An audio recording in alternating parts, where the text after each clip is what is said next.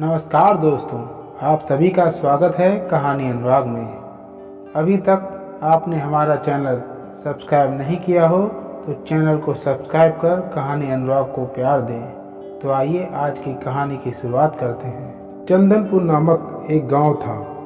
इस गांव में कृष्णा पंडित और जगन नाम के दो दोस्त थे।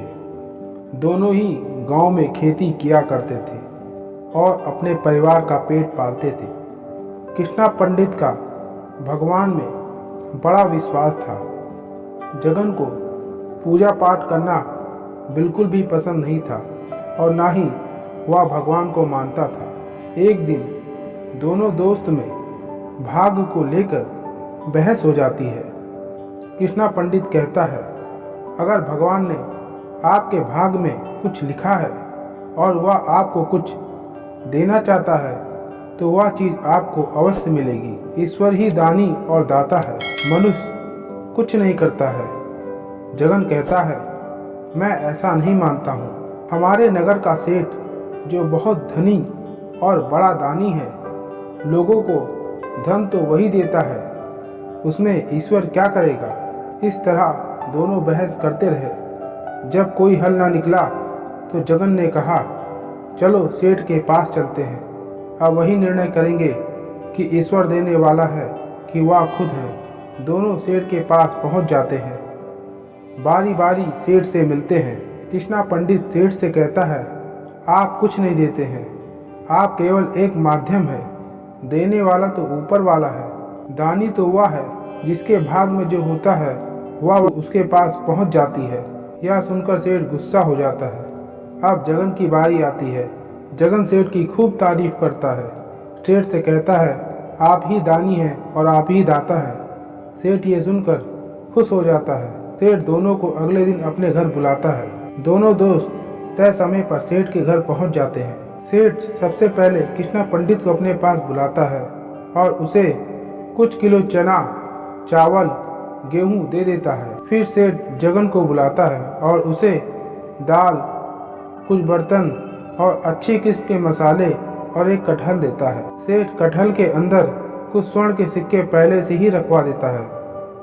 अब सेठ दोनों से कहता है, तुम लोग जाओ और जो दिया है उसे बनाओ और खाओ, कल दोबारा यहीं आना। दोनों घर की तरफ निकल पड़े। मौसम बहुत ही गर्म था। दोनों लोग चलते चलते बहुत थक गए। जगन ने कहा, मित्र कृष्णा पंडित, थोड़ा आराम कर लिया जाए।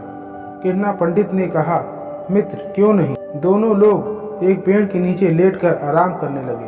तभी वहीं जगन सोचने लगता है कि सेठ ने मुझे कटहल क्यों दिया है। इस कटहल का मैं क्या करूंगा, कौन इसको काटेगा और बनाने में समय भी लगता है।